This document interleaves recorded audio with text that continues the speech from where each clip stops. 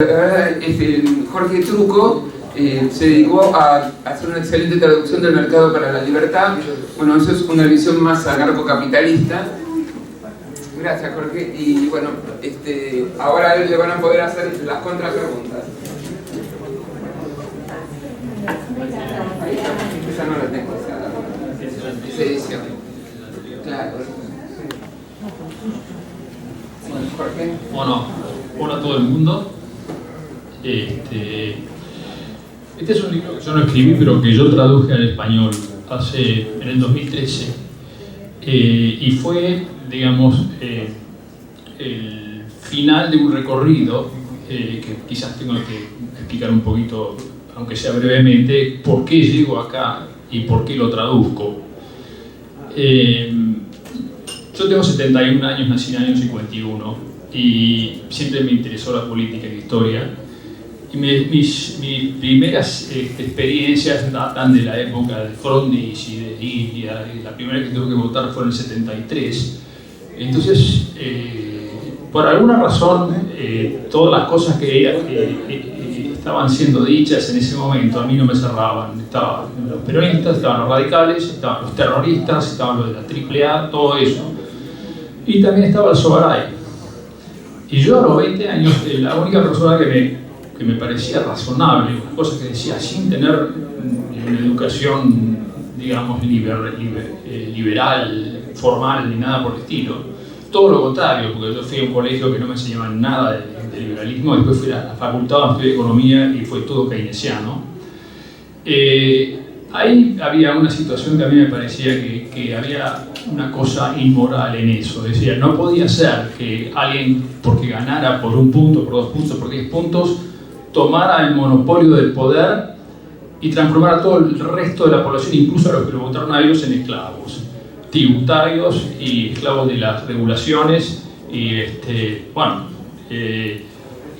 después la intervención, digamos, a través de la emisión de dinero y la generación de la inflación y todo eso.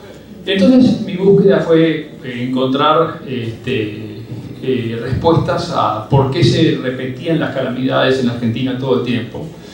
Y empecé a enfocar por la parte de los liberales. Y bueno, lo escuchaba Sogaray, me acuerdo que hizo, ya después yo pasé de vivir en Buenos Aires me fui a vivir a San Martín de los Andes, y ahí había mucho menos acceso a libros o cosas por el estilo, pero me acuerdo que estuvo acá Venegas Lynch, el programa que tenía él en televisión de cable que se llamaba Contracorriente, que salía una vez por semana, y a mí me dejaba impresionado, realmente me atraía mucho lo que se decía, y hablaba mucho de Mises y de Hayek, y yo trataba de buscar libros de Mises y de Hayek, que era imposible encontrarlos, en esa época no había internet ni nada.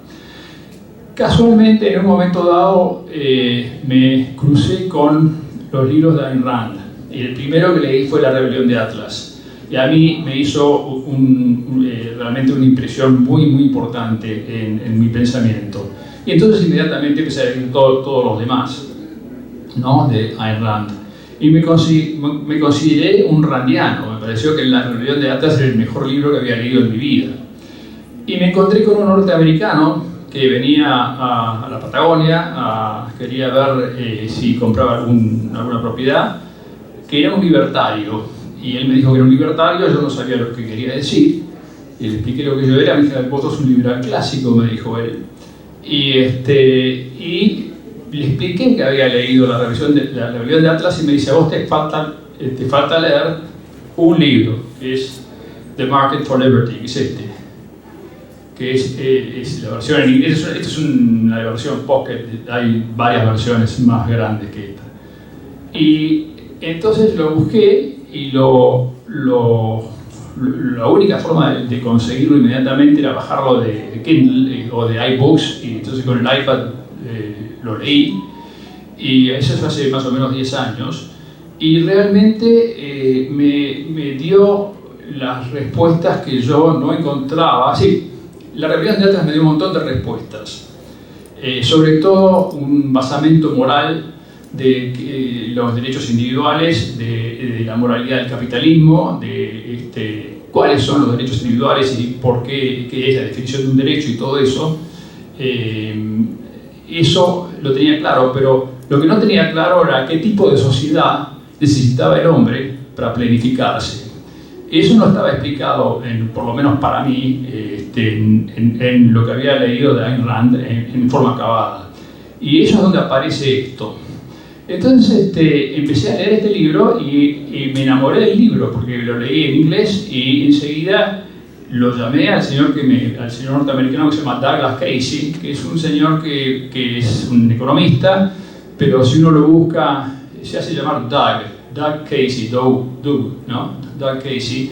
Si uno lo busca en YouTube, uno lo va a encontrar que le hacen muchos reportajes a él, y él todo el tiempo da respuestas a preguntas que se le hacen sobre una sociedad sin Estado, que es de lo que se trata este libro. Cuando leí este libro, me dio la respuesta de qué tipo de sociedad necesita un hombre para planificarse en esta tierra. Y bueno, entonces ahí pasamos un poco de pensar por ejemplo, cuando pensamos que lo que hace el Estado puede ser provisto por el mercado en una mejor medida y más eficientemente. Generalmente los liberales pensamos que es así, pero llegamos a un punto donde decimos hasta acá y nada más. Hasta acá, más allá de acá no. Y este libro va más allá, porque trata de demostrar que cualquier cosa que diga el gobierno que va a proveer lo que sea, incluyendo la seguridad, incluyendo la legislación y la justicia, puede ser, como es un bien que tiene valor, puede ser tranquilamente provisto por el mercado, y no solamente provisto, sino provisto mucho mejor y mucho más eficientemente y acabadamente que lo que puede hacer el gobierno. Entonces, el libro es un libro de 200 y pico de páginas, 230, 240 páginas, que arranca desde la naturaleza del hombre. ¿Qué sociedad necesita el hombre para planificarse con dicha naturaleza? ¿Qué código de moralidad necesita el hombre, es decir, para sobrevivir en esta tierra? Algo de lo que se refirió Eduardo Martí cuando habló antes. ¿Cuál es la naturaleza del gobierno? Y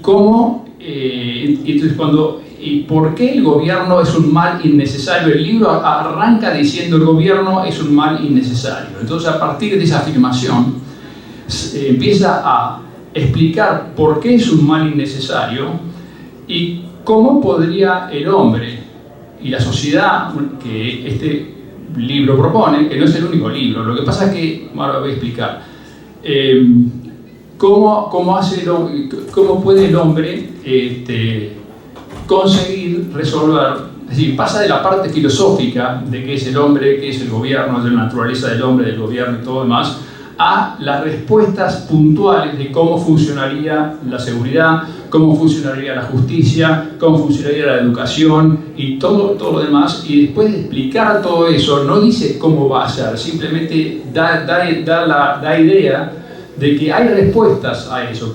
Al principio expresa claramente que no puede adivinar todo, simplemente puede distinguir los contornos de lo que podría ser una sociedad libre, porque la libertad es tan prolífica que va a dar muchas más respuestas de las que ellos proponen.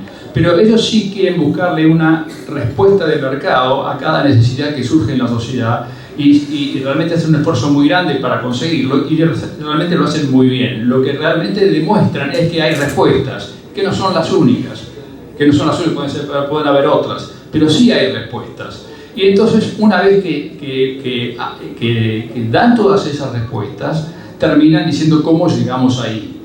Al principio del libro, el primer capítulo arranca con una oración que dice: si no sabemos a dónde vamos, nunca vamos a llegar a destino.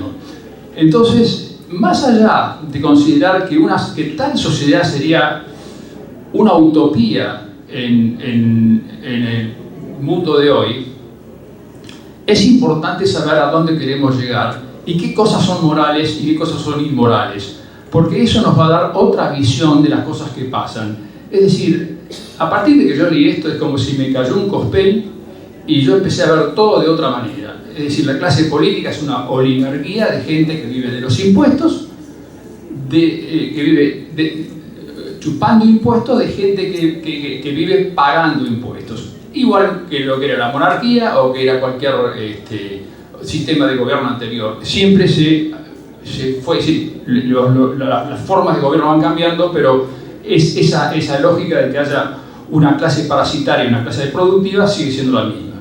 Entonces,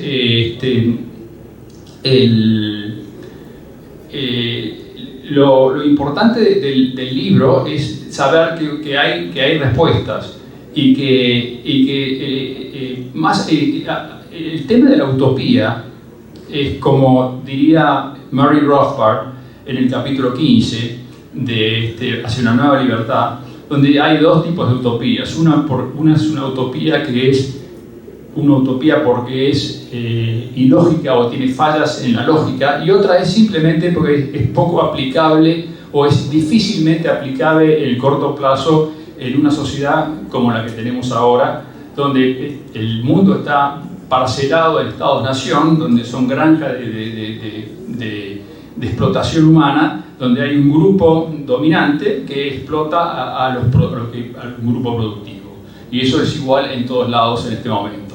Entonces, en ese sentido el libro es muy esclarecedor porque, lo que también quiero decir es que hay muchos autores que hablan de esto. Rothbard habla el libro se basa en dos fuentes fundamentales, o quizás en tres, pero en dos fuentes muy fundamentales.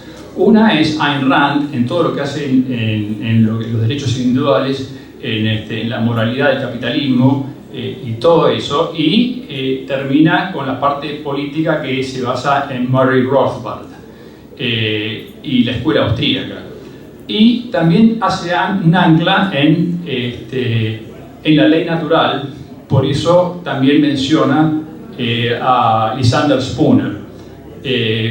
Entonces hay varios capítulos muy importantes del libro, por ejemplo, los que están relacionados con la ley natural, como por ejemplo el capítulo que se llama El mercado se autorregula. Explica por qué el mercado se autorregula, porque es una expresión de la ley natural y porque las leyes del universo rigen las leyes del mercado. El mercado es simplemente una expresión de la ley natural.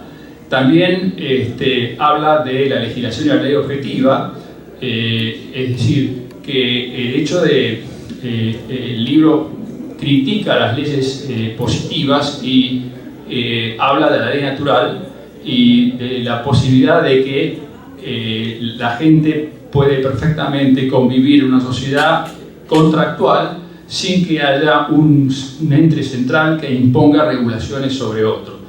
Y bueno, a lo largo del libro, el libro transcurre entre las explicaciones de cómo funcionaría la sociedad sin un gobierno central y las objeciones que le haría los que piensan que tiene que haber un gobierno limitado, y entonces la explicación de cómo esa objeción no tiene lugar, porque el gobierno limitado no limita absolutamente nada. Siempre, como recién decía Oscar Capral, los políticos no van a sacar leyes para limitarse a ellos mismos. Eso no lo van a hacer.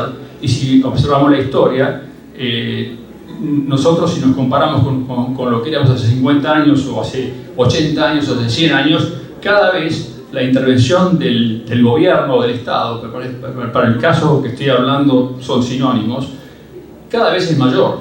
Es decir, hoy tenemos que pedir permiso para hacer cualquier cosa. Cualquier actividad que exista, enseguida va a aparecer un burócrata que va a preguntarle cuál es la autoridad de aplicación, como si uno tuviera que estar pidiéndole a la autoridad de aplicación o al organismo de aplicación permiso para hacer cualquier cosa. En el caso mío, por ejemplo, cuando yo me mudé a San Martín de los Andes, me hice guía de pesca con mosca. Entonces, para eso tenía que llevar tipos a los ríos, tener bote, lanchas y todo ese tipo de cosas. En ese momento no había ninguna regulación, y eso duró mucho tiempo así, y no hubo ningún problema. Es decir, había compañías de seguro, yo me aseguraba, los clientes sabían que yo me aseguraba, si no se iban con otro, es decir, todo eso era orden espontáneo. Hasta que empezaron a aparecer las autoridades de aplicación, parques nacionales, prefectura, fauna de la provincia, turismo.